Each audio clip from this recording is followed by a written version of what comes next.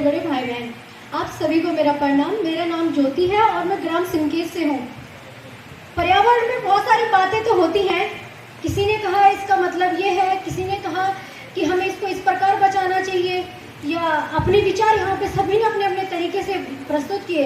पर महोदय, मैं आपके सामने अपने विचार प्रस्तुत करना चाहती हूँ, जिससे मुझे लगता है कि ये कार्य बहुत आवश्यक है। मुझे लगता है कि जागरूक होना बहुत ज़रूरी है। जो हमारी पुरानी पीढ़ी है, अगर हम उनको जागरूक करेंगे तो वो भी समझती हैं, लेकिन सबसे बड़ा अगर जागरूकता का कोई काम कर सकता है वो है युवा। हम युवा हैं और हम युवाओं को ये ठान लेना चाहिए कि हाँ, हमने अपनी आने वाली पीढ़ी को समझाना है, उन्हें बताना है कि हमारे लिए पर्यावरण कितना आवश्यक है, उसे कैसे हम सुरक्षित करें। अगर हम ही उस पर्यावरण को सुरक्षित नहीं कर सकते हैं तो मुझे नहीं लगता महोदय कि हम आगे अपने आने वाली पीढ़ी के लिए कोई नई राह खोजेंगे या उनके लिए कुछ नया कर पाएंगे, उनके लिए अपने पर्यावरण को सुरक्षित कर पाएंगे, क्योंकि पर्यावरण हमने खुद असुरक्षित कर दिया है। पर्यावरण को सुरक्षित करने के लिए कुछ मुख्य बिंदु पे मैं आपसे बात करना चाहूंगी सर। पर्यावरण हमें बहुत कुछ देता है, हमारे लिए रोजगार है या हमारे लिए जो जीवन जीने की शैली है वो हमें पर्यावरण देता है। परंतु उस पर्यावरण को सुरक्षित और उसमें जो हम रहने वाले लोग हैं, हम उसके प्रति जागरूक है ही नहीं। हम जानते हैं पर्यावरण हमारे लिए आवश्यक है, परंतु हम ये नहीं जानते कि उससे हम कैसे बचाएं।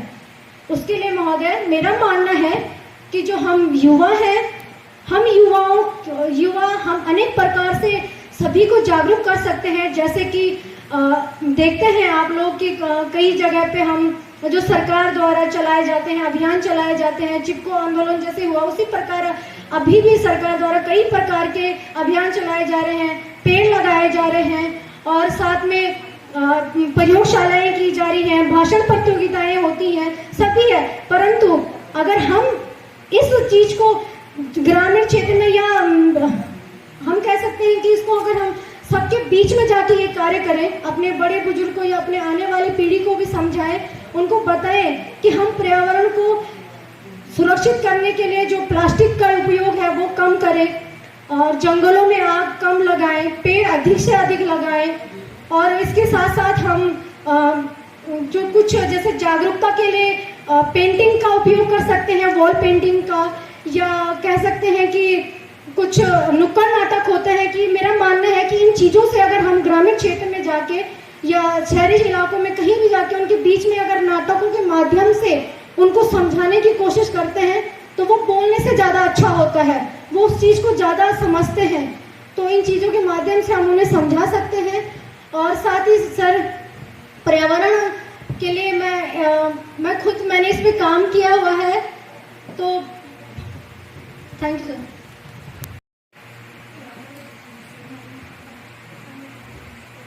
आदरणीय सभी यहाँ पे महोदयगण और जितने मेरे छोटे बड़े भाई बहन यहाँ उपस्थित हैं, उन सबको मेरा नमस्कार। मैं रोहित भंडारी आज पर्यावरण जैसे एक संवेदनशील मुद्दे पर आपके सामने अपने कुछ तथ्य, अपनी कुछ बातें रखना चाहता हूँ। पर्यावरण क्या है? अगर सरल शब्दों में कहूँ तो ये है प्रकृति, जिसने हमें रहने के लिए घर दिया, सांस लेने के लिए हवा दी, खाने के लिए खाना दिया, यहाँ तक कि पीने के लिए पानी भी दिया। और हमने क्या दिया प्रकृति को इसके बदले? प्रदूषण, जल प्रदूषण, वायु प्रदूषण, भूमि प्रदूषण, यहाँ तक कि हथियार बना डाले। हिरोशिमा नागासाकी में हमने परमाणु बम को दाग दिया और बताया कि हम कितने बड़े मूर्ख हैं। मनुष्य होते हुए भी जिस प्रकृति ने हमें इतना कुछ दिया, हमने उसको क्या दिया है? यह आपकी नजरों के सामने है, इतिहास के पन्नों में ये सब लिखा हुआ है। लेकिन अगर हम सही से समझें तो इसका मेन कारण है हमारी शिक्षा। अभी तक हमारी शिक्षा उस स्तर की पहुंची ही नहीं है।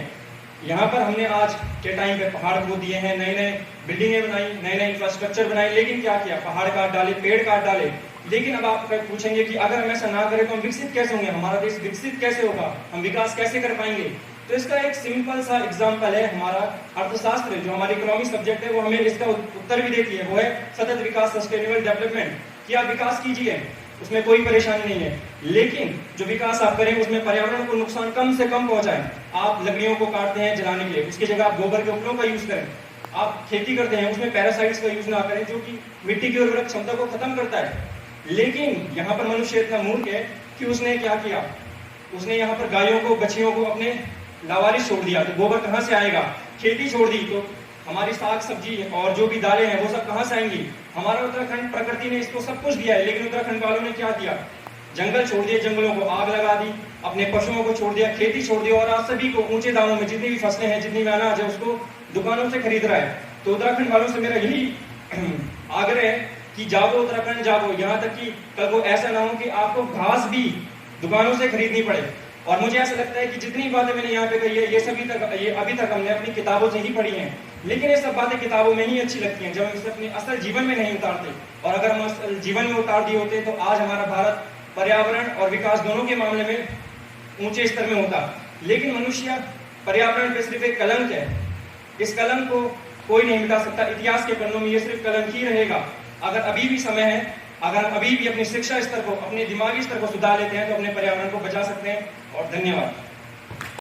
मैं उस देश के नागरिक हूँ जहाँ छत्रपति शिवाजी महाराज और अशोक जैसा राजा था। मैं उस देश की नागरिक हूँ जहाँ हर 50 मील पर रूप, पहनावा, मजहब बदल जाया करता था। मैं उस देश की नागरिक हूँ जहाँ डाल डाल पर सोने की चिड़िया को पाया जाता था। मैं उस देश की नागरिक हूँ जिसे अपने भूगोल से पहले इस ब्रह्मांड का भूगोल समझ आता था। A very good morning, respected teachers and dear audience. I am Manisha and I am a student in class 11 Science Science and I belongs to Burasni. जैसा कि आप सभी को विदित है कि आज युवा महोत्सव के उपलक्ष्य में हम सब पर्यावरण दिवस पर पर्यावरण के उपलक्ष्य में हम कोई भाषण प्रतियोगिता, कहानी और इसके उपलक्ष्य में हम यहाँ पर मना रहे हैं। तो मैं आप सबके सामने पर्यावरण के बारे में अपने विचार प्रस्तुत करना चाहती हूँ। जैसे कि हम सभी को विदित है कि हम हर प्रत्येक वर्ष 5 जून को विश्व पर्यावरण दिवस मनाते हैं।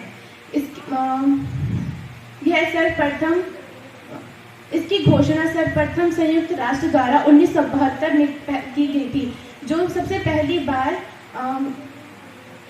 इसका मुख्यालय नेनवे, केन्या में स्थापित है। तब 1973 से ये सबसे पहले 1973 से आज तक प्रत्येक वर्ष 5 जून को विश्व पर्यावरण दिवस मनाया जाता है। दोस्तों, हमें केवल पर्यावरण दिवस मनाना ही ठीक नहीं लगता, क्योंकि हमें इसके ऊपर हमें चर्चा भी करनी चाहिए। हम लोग क्या करते हैं, जंगलों में जाते हैं, सारे पेड़ काट देते हैं। पेड़ काटने से क्या होगा, हमें ऑक्सीजन नहीं मिलेगी, जंगली जानवर हमारे घरों में आएंगे। लोग कहते हैं कि बाघ ने आज उसको मार दिया। क्यों मार दिया? क्योंकि हमने पर्यावरण को सुरक्षित नहीं रखा। हम पेड़ों को काट रहे हैं, सभी जंगलों को नष्ट कर दे रहे हैं। तो क्यों? अपनी सेफ्टी के लिए। लोग कह रहे हैं कि जंगली जानवर घरों में आ गए हैं, हमने सारे जंगलों को नष्ट कर दिया, तो उन्होंने कहाँ जाना? उन्होंने भी तो हमारे घरों तक ही आना है। धन्यवाद। विषय है कि जिसके लिए कभी हमारे पर्यावरण रक्षकों ने नम्रता आंदोलन, चिपको आंदोलन जैसे कई आंदोलन किए हैं, आज वो विषय फिर चर्चा में है। इसका सबसे बड़ा कारण है मनुष्य, आप, मैं और हम सभी मनुष्य, जिनकी अपेक्षित विकास की इच्छाओं ने प्रकृति को हानि पहुंचाई है। हमारा लालच कभी समाप्त नहीं होता है। हमारी लालच के कारण हम पृथ्वी में ग्लोबल वार्मिंग हो, चाहे जलवायु में परिवर्तन हो, वायु प्रदूषण हो, जल प्रदूषण हो, कई समस्याएं हैं जो पर्यावरण में पैदा हो रही हैं। इन सभी समस्याओं के लिए हम सभी को इसके समाधान ढूंढने पड़ते हैं।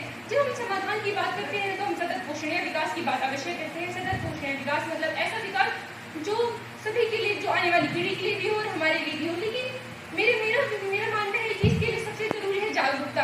जब तक आप और मैं हम स्वयं जागरूक नहीं होंगे तब तक पर्यावरण की हम सिर्फ बात कर सकते हैं, लेकिन इसको बचाने के बारे में नहीं कर सकते। जैसे एक एक बूंद से अगर बढ़ता है, वैसे आपके एक प्रयास से पर्यावरण संरक्षित होगा। आप 100 पेड़ मत लगाइए, पर एक लगाइए, पर उसका ध्यान रखिए। मेरा मानना है कि हम सभी को खुद जागरूक होकर इसे करना चाहिए।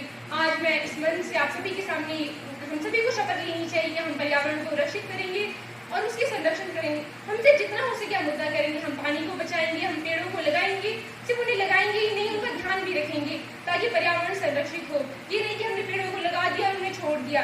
ये तो सिर्फ बोलने की बात है, दिखावा है कि बस लगा दिया और उन्हें छोड़ दिया, लेकिन हमें उनको फलित भी करना है, उनको रक्षित भी करना है। धन्यवाद।